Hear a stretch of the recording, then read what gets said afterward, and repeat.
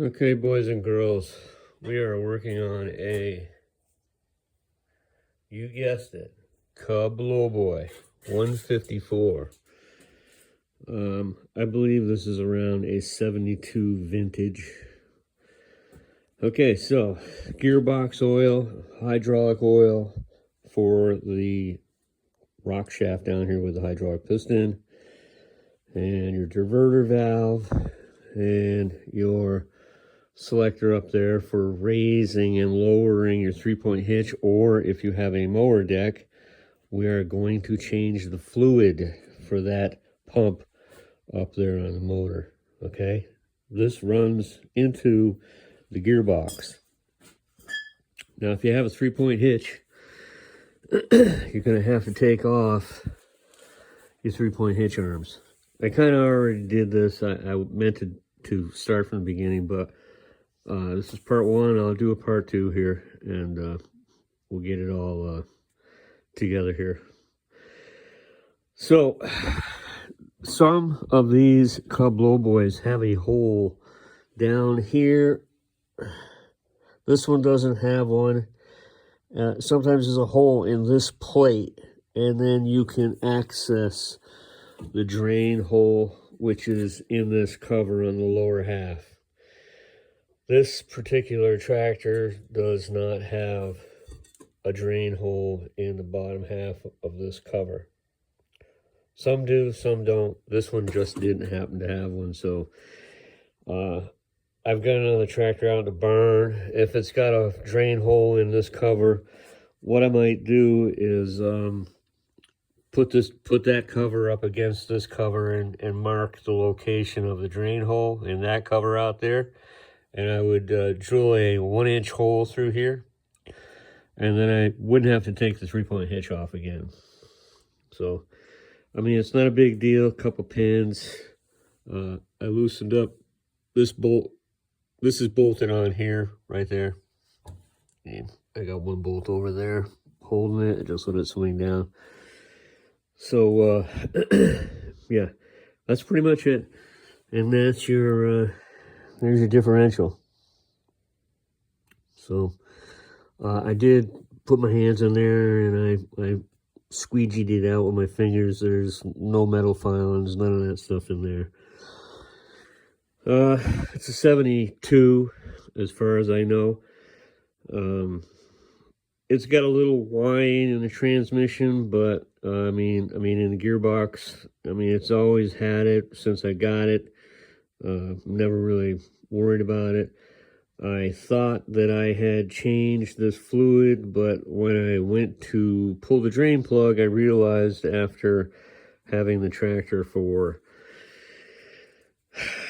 4 years now, I did not change the fluid. So today I'm changing the fluid on the tractor before winter gets here, because I use this tractor to plow my driveway.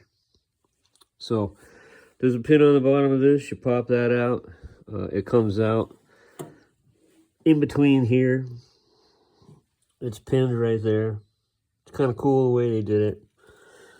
And you take out the 2 pins for your drawbars. I used bungee cords, hooked it onto the steering wheel.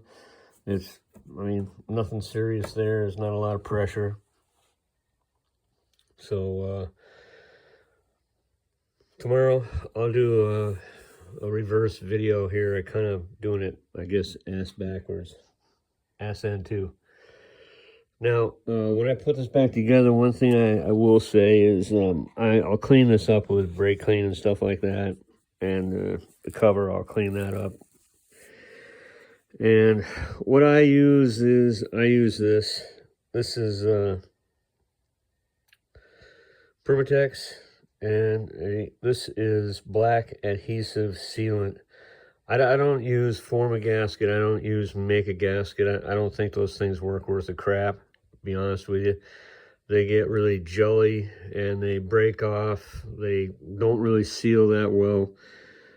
This, with my experience, the adhesive literally bonds to that gasket, and it'll bond to that plate there, and the next time you go to take it off, you will have a little trouble. You'll probably destroy the gasket. It works that well. I'm an automotive machinist, and I haven't just built engines. I've built diesels, Caterpillars, Macs, Maseratis, Alfa Romeos, BMWs, Jaguars. I've built every engine under the sun, and you used to be able to get, Permatex used to make this stuff called Formagasket. No, it wasn't Formagasket. It was Bond something, and they took it off the market because it caused, I guess, brain damage or some stupid fucking thing. Excuse my language. It caused some kind of problem, so they took it off the market. They don't make it anymore. This is all you can get. And I found through the years that this works about the best, you know, putting them intake manifolds on Chevys and Fords, Dodges, you know, all those. You just can't get the good stuff anymore, but this works quite well. So I'll be using that. And when you pop that cover off, don't do like I did, sit right behind it and wait for it to pop off, because it just made a huge mess here. So there you go, Cub Little Boy. Tomorrow I will do a video putting this back together. My gears all look pretty good. I didn't find any crap in there. It's 1972, and you know, really, the thing is, it's built like a tank. It really is. They're nice little tractors. I like them. I plow my driveway. I got over 10 acres here, and it's a lot of mountain, uphill, downhill, and I plow my driveway. I grade dirt. I move mountains of dirt with it. I mean, I do a lot with this tractor, and they're great tractors. Everybody should have one. The 154s, the 184s, and they're all good tractors. Even the older ones, the 40s and the 50s, they're all great tractors. Those ones, if you can find the ones with all the farming implements with them, you could do your own little homestead garden with those things, and you never have to weed again by hand. But anyway, enough of that. There you go. You have to pull the bolts off of that, take your pins out, disconnect the pins for the hydraulic lift for the 3-point hitch. I used bungee cords, and that's it. So tomorrow I'll do the reverse. Thanks a lot for watching. Subscribe, like, leave a comment.